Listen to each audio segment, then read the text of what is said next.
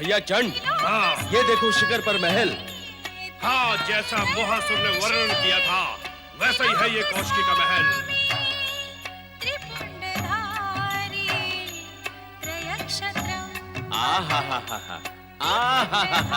किंतु भैया चंड, क्या संगीत की मधुर और सुरीली धुन सुनाई दे रही है? भैया, जिसका स्वर इतना मधुर और सुरीला हो वो स्वयं कितनी सुंदर होगी। अवश्य अति सुंदर होगी। चलो महल के अंदर चलते हैं।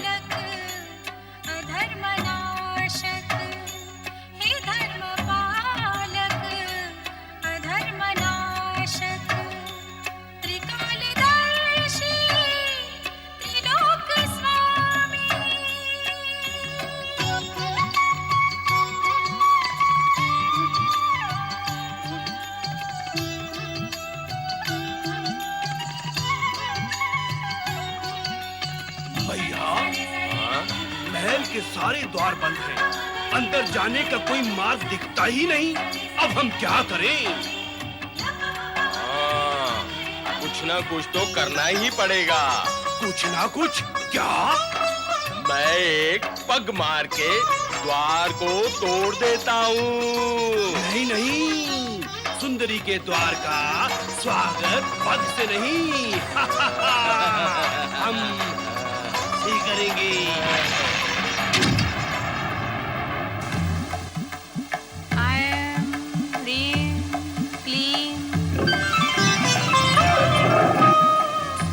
महल इतना अद्भुत और सुंदर है तो कौशिकी कितनी सुंदर होगी। हाँ, यदि ऐसा ही महल हमारे पास होता। बहुत विचित्र है।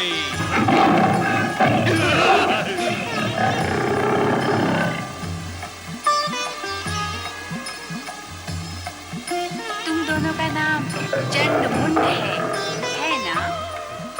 हाँ हाँ हाँ। किंतु तुम दोनों युद्ध प्रेमी नहीं, सौंदर्य प्रेमी दिखाई देते हो।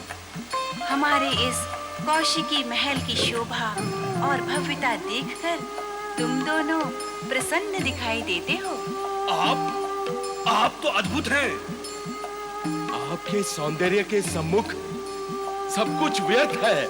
हे पाताल लोकवासी चंडमुंड, क्या तुम यहाँ केवल हमारा सौंदर्य निहारने आए हो? मैं तो जानती हूँ कि तुम दोनों इस समय असुर के अधिपति शुंभ निशुंभ के दूत बनकर आए हो, किंतु यहाँ आकर अब तुम दोनों ये चाहते हो कि हमारे इस महल में सदा सदा के लिए बस जाओ और हमें अपनी दृष्टि से कभी ओझल न होने दो। हाँ, हाँ, हाँ, हम यही चाहते हैं। पर ये कैसे संभव होगा चंडमुंड? क्यों? इसमें असंभव क्या है? क्योंकि तुम असुर हो और असुर देवी के महल में कैसे रह सकते हैं? फिर भी एक उपाय है। क्या उपाय है वो? शीघ्र कहे। यदि तुम दोनों सदा ही मुझे अपनी आंखों के सम्मुख रखना चाहते हो तो अपने स्वामी शुंभ निशुंभ से कहो कि वो मुझे स्वर्गलोक बुला ले। हम आपसे यही कहने आए थे, आप स्वर्गलोक चले। हमारे स्वामी की यही इच्छा है। उचित आदर सम्मान पाए बिना मैं कहीं नहीं जाती। इसके अतिरिक्त स्वर्गलोक जाने से पूर्व तुम्हारे स्वामी को हमारी कुछ मांगे पूर्ण करनी होंगी। कैसी मांगे? तुम युद्ध प्रिय योद्धा हो। मेरी मांगे सुनकर संभव है कि तुम क्रोध से भड़क उठो। इसलिए शुंभ निशुंभ से कहो कि किसी विचारवान, बुद्धिमान और नीतिवान असुर को मेरे पास भेजे ताकि मैं उसे अपनी मांगे विस्तार में समझा सकूं। अब तुम जा सकते हो।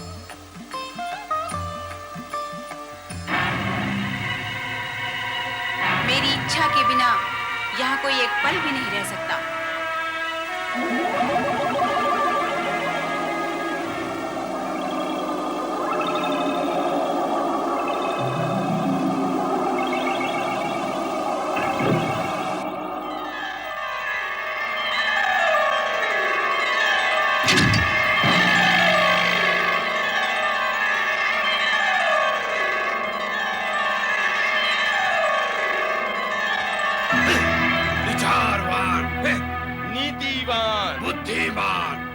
क्या हम दोनों मूर्ख हैं? नहीं नहीं नहीं नहीं पाताल वीरों, तुम तो इस सृष्टि और जगत में सबसे भाग्यशाली हो।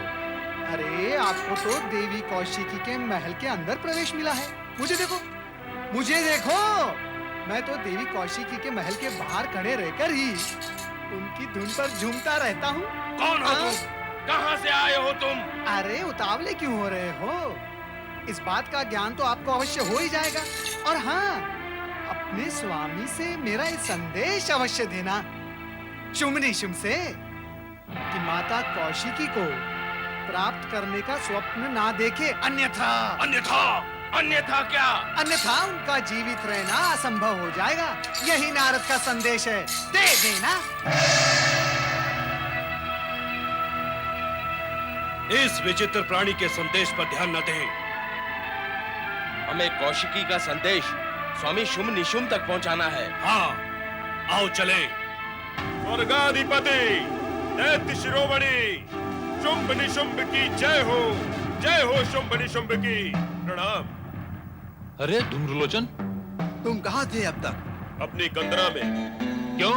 आपके आदेश की प्रतीक्षा में मैं वहीं विश्राम कर रहा था असुरराज। जब बहुत समय तक आपका कोई आदेश प्राप्त नहीं हुआ तो मेरा धैर्य समाप्त हो गया और मैं यहाँ चला आया। धूम्रलोचन, सबसे पहले अपने लोचनों से ये धुआं निकालना बंद करो।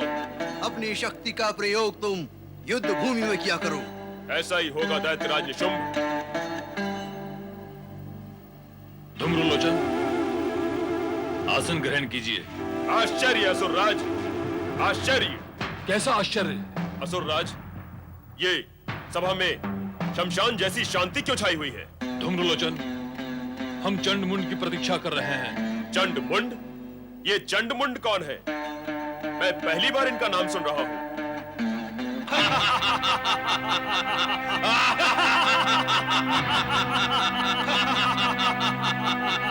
स्वर्गाधिपति दैत्यराज शुंभ निशुंभ की जय। कहो, क्या संदेश लेके आए हो चंडमुंड? क्या तुम्हारी उस सुंदरी से भेंट हुई? हाँ, भेंट हुई। जो कुछ भी उसके सौंदर्य के बारे में बताया गया था बहुत कम था। उसके सौंदर्य का वर्णन करना हमारी शक्ति से परे है दैत्यराज। ठीक है, ठीक है। ये बताओ, क्या कहा उस सुंदरी ने? उसने हमें योद्धा कहा। तुम्हें क्या कहा, ये नहीं पूछा हमने। ये बताओ कि उसने हमें क्या कहा? वह स्वर्ग आने के लिए तैयार है दैत्यराज। परंतु किसी बुद्धिमान व्यक्ति से अपनी मांगे मनवाने के पश्चात उसने हमें बुद्धिमान नहीं समझा। इसलिए आपको से यहाँ लाने का कोई उपाय करना होगा। तुम्हारी बातें सुनकर हमारा धैर्य समाप्त हो रहा है चंडमुंड। अब तो हमें तुरंत उसके पास पहुंचना ही होगा, अन्य कोई उपाय नहीं है। नहीं दैत्यराज, नहीं। तनिक धैर्य से काम ले। ऐसे कामों में शीघ्रता फलदायी नहीं होती। उस सुंदरी को यहाँ आने के लिए मैं मनाऊंगा। दैत्य गुरु शुक्राचार्य ने मुझे आपको परामर्श देने के लिए ही नियुक्त किया है। बुद्धिमान सुग्रीव ठीक कह रहे हैं दैत्यराज। उस सुंदरी को यहाँ लाने के लिए आपको वहाँ नहीं जाना चाहिए दैत्यराज। निश्चय ही सुग्रीव चतुराई से काम लेंगे। हाँ दैत्यराज, सुग्रीव की बात मान लेनी चाहिए, कारण कि स्त्री के विषय में छीना झपटी और अधीरता से नहीं, बुद्धिमानी और धैर्य से काम लेना पड़ता है। अच्छा अच्छा धूम्रलोचन, तो तुम स्त्री विशेषज्ञ भी हो? मैं तो इसलिए कह रहा था दैत्यराज कि आप जैसे परम योद्धा का स्त्री के पास जाना शोभा नहीं देता। तो ठीक है, सुग्रीव को ही वहां भेज देते हैं। किंतु सावधान सुग्रीव, चंडमुंड की भांति असफल होकर ना लौटना।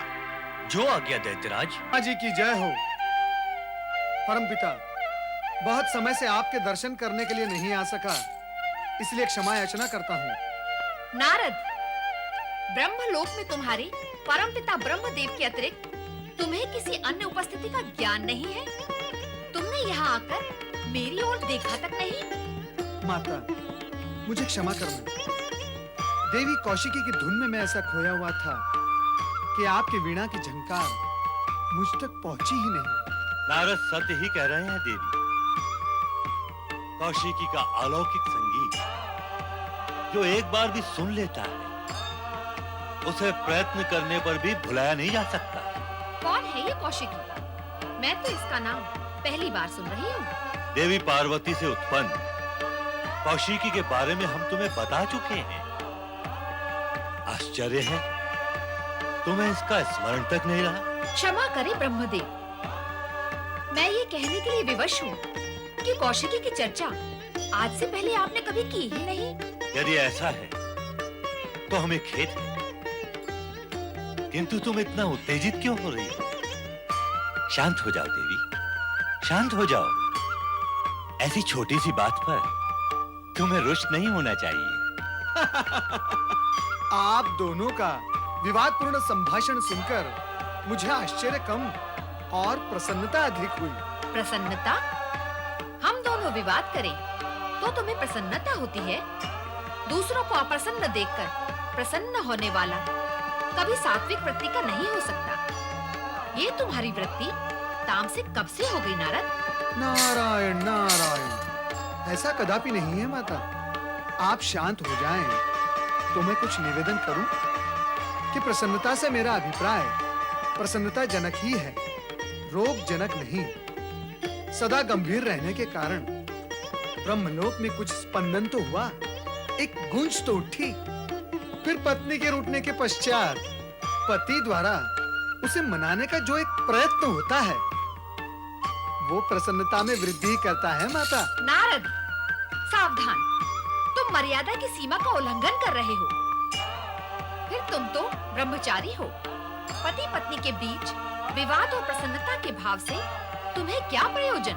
माता, मैं ब्रह्मचारी अवश्य हूँ, किंतु सदा गृहस्थों के बीच गमन करता रहता हूँ, इसलिए।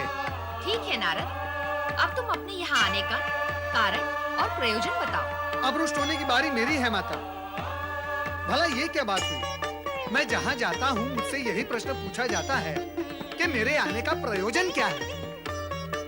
शिवलोक हो अथवा विष्णुलोक, यही प्रश्न मुझसे पूछा जाता है। ब्रह्मलोक तो मेरे पिता का निवास स्थान है, क्या मैं अपने माता पिता के दर्शन के लिए नहीं आ सकता? शांत हो जाओ नारद, शांत हो जाओ। अशांत होने का कोई कारण भी तो नहीं है। चलो मान लेते हैं कि तुम अपने पिता के निवास पर आए हो, किंतु कोई भी पुत्र अपने पिता के सम्मुख अकारण नहीं आता। वो अपने मन में कोई शंका, जिज्ञासा अथवा प्रश्न अवश्य लेकर आता है। तुम्हारे मन में भी कोई जिज्ञासा अवश्य होगी नारद। हाँ परमपिता है, एक जिज्ञासा है मेरे मन में। कहो नारद, अपनी जिज्ञासा कहो। परमपिता, देवी कौशिकी का सौंदर्य असुरों को इतना सम्मोहित कर चुका है कि मैं भावी आशंका से भयभीत हूँ कि भविष्य अवश्य ही दुर्घटनाओं से पूर्ण होगा। परमपिता, क्या मेरी आशंका निराधार है? प्रश्न पूछने व जिज्ञासा प्रकट करने की तुम्हारी शैली अद्भुत है नारद। जगत के प्राणी तुम्हारी इस प्रवीणता से प्रश्न पूछने की कला में प्रवीण हो सकते हैं। अब शेष रहती है तुम्हारी आशंका, तो उसके विषय में तो चर्चा करना ही व्यर्थ। किंतु सत्य ये भी है कि कौशिकी की उत्पत्ति असुरों के सर्वनाश के लिए ही हुई है। असुरों के सर्वनाश के लिए? नारायण नारायण। परमपिता, अब मुझे कुछ नहीं पूछना, अब आप मुझे आज्ञा दें।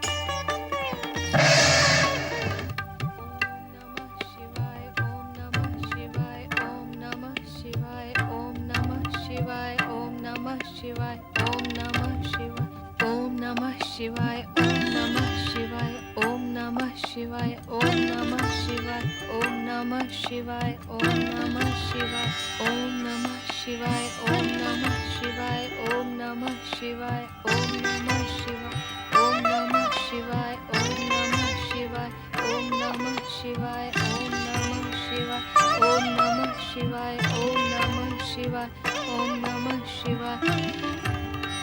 पति परमेश्वराय नमो नमः। स्वामी, आपने कौशिकी के पास जाने का वचन दिया था, अब चलें और वो वचन निभाएं। देवी, वहां चलने से पूर्व ये भली भांति विचार कर लो कि क्या कौशिकी हमें देखकर प्रसन्न होगी। माता पिता को देखकर कौन कोई भी प्रसन्न नहीं होगी स्वामी। यदि ऐसा होता तो क्या कौशिकी के मन में हमसे मिलने की इच्छा जागृत न होती? क्या वो अपने भव्य महल से निकलकर कैलाश पर न चली आती हमसे मिलने के लिए? देवी, कौशिकी से मिलने की तुम्हारी इच्छा शीघ्र ही पूर्ण होगी। वह कैसे स्वामी? कौशिकी की सहायता करने के लिए तुम्हें स्वयं उसके पास जाना होगा। अर्थात इस समय आप वहां जाना नहीं चाहते? अभी वो समय नहीं आया है देवी। धैर्य धरो और प्रतीक्षा करो।